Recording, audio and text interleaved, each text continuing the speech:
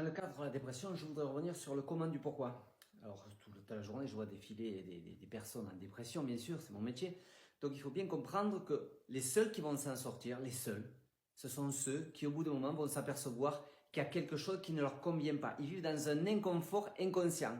Alors, parce qu'ils combattent leur mari qui veut leur prendre les enfants, ils combattent leur père et leur mère qui sont toujours derrière eux, ils combattent un inconfort au travail, ils combattent, voilà. Mais le but de la vie, c'est pas combattre, hein.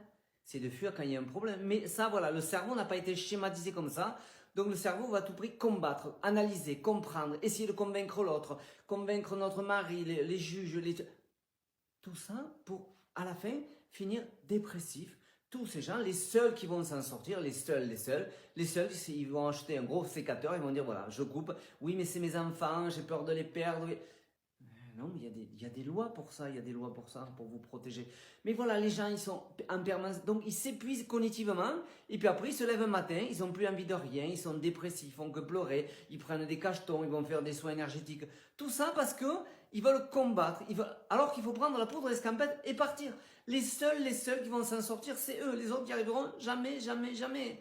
Et vous, comment vous allez vous faire pour vous en sortir ?